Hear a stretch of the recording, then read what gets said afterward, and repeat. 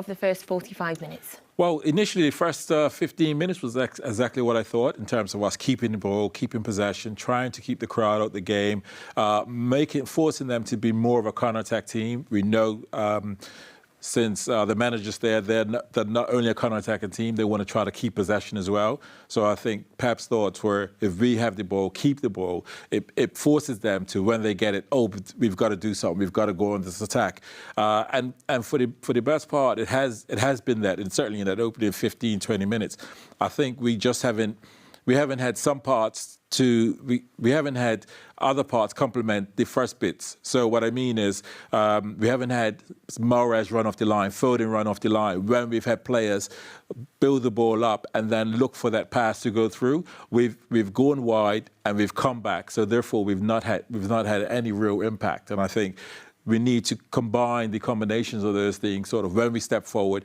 Is there a run off the line to then get some penetration? But in terms of keeping possession, this is what he'll want, and he'll just want the final third actually to come to place as well. Yeah, because possession-wise, David, we're on 68% possession for that first half, but no shots on target, like Shaun says. Yeah, I don't think Guardiola will be that upset with the performance so far, to be honest with you. I think, as Shaun says, they've been in control with the game, and I think that's a huge thing. United have had a couple of chances. They've come from the transition moments, so when City are not quite in shape, when there's been a loose ball picked up in the middle, and United have countered on that. But more often than not, City have been there to snuff it out and to get in. I was a little bit nervous when Rashford went round Edison, but you look at the setup after that. There was 4 or 5 players in the box, couple on the line. They were getting back into position, into shape.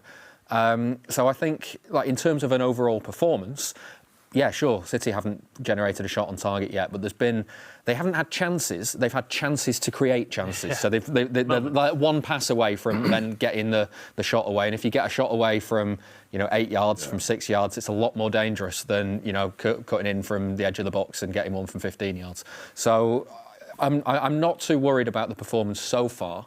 It's been a bit cagey, but it's a Manchester derby. You're allowed a little bit of caginess and a little bit of nerves, aren't you? A Manchester derby at Old Trafford, yeah. Off the back of that defeat to Southampton, which I think is a vastly better performance so far today than it was on Wednesday, Stephen. Yeah, absolutely. I mean, they look like Manchester City again, was what I will say. There is, to be honest, it's only the odd sloppy pass in the final third here that's maybe stopped City creating that shot on goal or maybe a big chance, because City have worked the ball, the pitch a little bit better. Not perfect still, but it's just occasionally you'll see maybe Mahrez or KDB, they've just not had that. It's not like the final pass, as you said, it's more the pass before the final pass that they haven't quite got right yet. But I've been really impressed. I think Cancelo's had a really positive impact on the team, back on the left again. He looks like a guy who obviously knows how to create from that side, and he's got forward and he's beating people as well. And that left-hand side so far looks like our biggest source of threat, I would say. But I think, as we were talking about previously, if KDB turns up, City he's not quite turned up yet. He's been all right, but if he can find another 10-15%, that could be the difference. You can understand, sorry, Shaun, why United brought Fred in for this game, though, because so far in that first half, Fred has been trying his best and pretty much doing it so far, keeping KDB out the game. Yes, and alongside Casemiro, those two would sort of try to lock that area down. And for me, what's interesting is we've seen a couple of times with Haaland coming a bit deep, and I think he's purposely coming deep to interfere with the division of the two midfielders, the two holding midfielders. Because once you're thinking, do I mark KDB, but I've got a striker that's coming now down into my eye view, do I deal with the striker that's coming down deep, or do I deal with KDB? And this is what could help to create those opportunities of overloads in the midfield. So, yes, Fred is doing a decent job, but this is what's going to create City in terms of keeping possession and being able to work the ball further forward as well.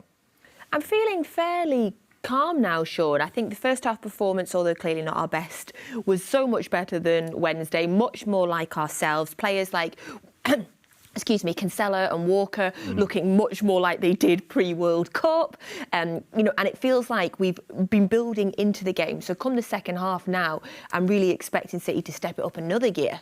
Oh, we certainly will. And I think a lot of that is Walker doing a job, not bombing forward. I think the point I was making just earlier in terms of the wide players running in off the line, we haven't seen that. So I think it's been, real. I think the information has been given to the players in terms of keep possession. Mahrez, Foden, stay wide, receive it, circulate the ball back around the other side, always keeping it. And when we start to put the next part to it is these guys now running off the line with those passes, then we'll get the penetration as well. I think it's really important on that as well, that City don't rush it. We see so often there that United are looking to take advantage of when City give the ball away. So what City need to do, make sure that they keep the ball, and then if it's make a quick switch, 2 or 3 passes after you expect to make it, then you can draw the play over to one side, get the ball into the space on the other side, like we were talking about before with Mahrez's touch. He could be key for that. So when you've got those runs coming in off the line, it might be a case of let them be the decoy, let them make that run once, and then United drop deeper, and we then have more space to play it around the edge. Yeah, absolutely. And I think the downfall for City in the first half has been a couple of the sloppy mistakes that we've made. Thankfully, they haven't been punished, Stephen. Yeah. The key one that Shaun mentioned before as well being, well, there was two. There was the Rashford chance, which was great goalkeeping by Ederson, but there was the opportunity that they had when Ederson bombs out of the goal. Talk us through that, and what were you thinking? I can't decide if he did the right thing or the wrong thing there, because it does. Looking at the replay again, it feels like if he doesn't do that, he's cutting in then, and it's a one-on-one chance. And maybe it was quite erratic, but he sort of did confuse the whole situation. City got everyone back, and I don't know. You don't think it was a mistake? I don't know. He was good on the one-on-one afterwards, though. He was, yeah. So, He made the right decision because there was no goal scored. Well, yeah, I guess it got away with it. I mean, What do you reckon as a keeper, I reckon I'd have done it, which probably makes it the wrong choice. There we go. That's final then. Well, I think that if Ederson had stayed, see what happens is in that situation where Marcus is driving at Ederson, if he stays, everybody sort of runs towards the goal and helps to protect. And as a striker, what you do is you just stand still, and therefore Martial would have been in that space, then have that tap in. So I think he's made the right decision. He gets close enough to make himself big, and therefore we know the end result. There we go. That I love when we get the thoughts of former players, because that is not how I instantly saw it. I think you're right though, because he would have stopped running, everyone would have gone towards the goal, and then Martial would have been stood on the penalty spot for a tap-in. Yeah, the natural thing for defenders is protect the goal, running back because their attackers got the ball, go and protect the goal, and clever strikers just say, now is my time to stand still, here I am, and if their player finds them, they have a free opportunity. And Marcus Rashford went on later to have an opportunity that Ederson saves, which was a great save. Marcus Rashford having a pretty decent first half for United. Highest goal expectancy, most duels won, most touches in the opposition box, most shots on target, and most tackles for Marcus Rashford. Ederson made the great save, though. Yes, he comes out. Listen, Marcus Rashford is a quality player, and he always gets up for the games against City because he's got a good record against us. But he's driving forward. Ederson keeps himself nice and big and comes out and he gets something there. And that's what you want from your keeper. Rashford's thinking his touch is just taking it a little too much, which has allowed Ederson to be big once he does have the strike. And I think Rodri did really well in that. He managed to, obviously Marcus Rashford's got phenomenal pace. Quick, isn't he? And Rodri keeps up with him enough that forces Rashford to take another touch, which then brings Ederson in. Yeah, and I think it's really clever on Ederson's part as well, because he waits for that touch and then pounces on top of it. If he steps out, as Shaun said before, if he steps out earlier there, he's basically telling Rashford, with your next touch, take the shot, because you've got 2 or 3 yards on me. He waits for the touch, and then Rashford has to catch up to that ball before he can get there. Ederson's on top of him, and it's great goalkeeping. As you say, if Rodri's not there, Rashford probably slows it down and gets it in a shooting position, doesn't he? More thinking time. Marcus Rashford went down with about 3 or 4 minutes of the half to go, Stephen, looking in pain. He stays on. In terms of if Marcus Rashford goes off at half-time, what difference will that make to the United team, given the form he's in, given how well he's playing, but considering Anthony will probably come on? Well, we've seen so far that the main United threat has come from the transition, because they're obviously trying to utilise that pace, and they've got players. That's live shot, Stephen. There we go. So Anthony's come off, I guess. So Anthony is coming on the pitch, and obviously he scored a great goal against us, and he can be a difference maker.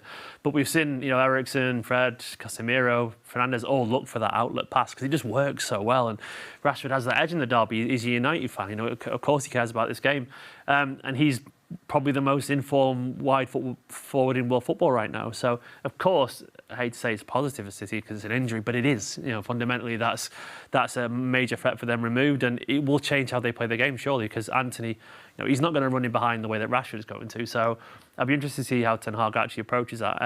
You're just annoyed about your fantasy league team, aren't you? Well, I was about to bring that up, gents, because obviously in the world of fantasy football, Rashford is phenomenally scoring.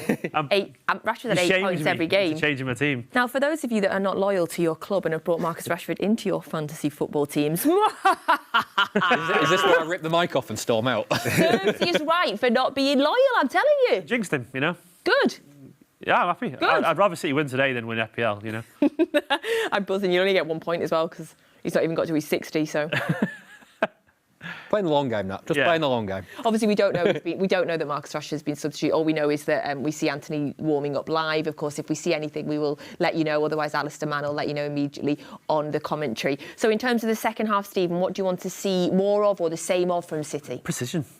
Honestly, City have been so close to getting it right. It's been an early performance so far, and I think that's probably fine. I reckon, given the context of the performance the other day, City just needed to look steady again, relatively steady, because it was bad the other day by City standards, and you could tell that City, we were saying 10 minutes in, they looked like they were trying to be themselves again. They were quite focused, and it was relatively reassuring that was the Man City that we've been witnessing over the few years. Even though it wasn't City at the best, it still felt like City again. So I just want to see more of the same, really, but just with a little bit more focus, I guess. Just make that final pass. Maybe as well shoot a little bit more. There's a few times where KDB and Bernardo have had the ball 25 yards out and pull the trigger. Why not? It's a derby. Maybe as we've not mentioned the Walker shot at the end. That was so close. Are we mentioning the fact that I went, no, don't hit it, yes. Kyle? Yes. It's all right, we all did it when Vinny Company did it. We all did it, so that's fine. It was a cracking shot, though. Cracking effort. Imagine that top corner 30 yards out would have been great. But that's great. A bit of impetus, Sometimes you just have to shoot. It's a derby, A little bit of magic often separates these games, doesn't it? Yeah. I think if the players, for me, I think second half, it's about the tempo in the final third. If we get that tempo, we tidy up on those passes in the final third. We get the wide players sometimes running in off the line, looking for those balls in behind. I think that would be a difference. If Anthony comes on, it'll be interesting to see if our fullback goes inside when we're in possession, because then that gives him a conundrum. Does he go inside? And if he does go inside to track, then that means we can get that early ball out to our wide player, creating those one-on-ones. So whether he asks our fullback to do it, or do we see, Rico Lewis come on, because he plays that role really well in terms of going inside, but more about the tempo second half. David, what do you want to see in the second half? Again, as Stephen said, more of the same. I think it just needs that little bit more precision. There's been a couple of moments where City have almost been in, and it's been a loose pass from, I don't know, De Bruyne or Mahrez or Cancelo or someone. I hate saying this as a 35-year-old man, but I'm getting a good vibe from it. Does that make me sound young? I don't know. But I was getting a good vibe from the way that they were playing, and it's a vibe that I think was missing on Wednesday. So it's good to see that back. It just needs a little bit more precision, and they should be all right. I agree. If you've noticed, my shoulders have relaxed throughout that first half and throughout this show. I'm doing my job then. Well done. Thank you, Shaun. Right, that's the City players in the tunnel. You can see them coming back out there, and the Manchester United players as well. Do we see Marcus Rashford? We are not sure. Ali Mann will let you know on commentary. Right, we will all be back here at full time. Oh, Blues. I've got a good feeling, I've got a good feeling for this second half. Join us at full time, where hopefully we will be talking about another Manchester City derby win. Right, back over to Alistair Mann and Michael Brown. Thank you, Natalie. Well, Marcus Rashford has just come out of the tunnel, so he is going to have a go. Interestingly, during the half-time interval, Anthony was warming up, so it gave the impression that he wasn't going to be out for the start of this second half, but he is. He's there, he's coming onto the field, he's going to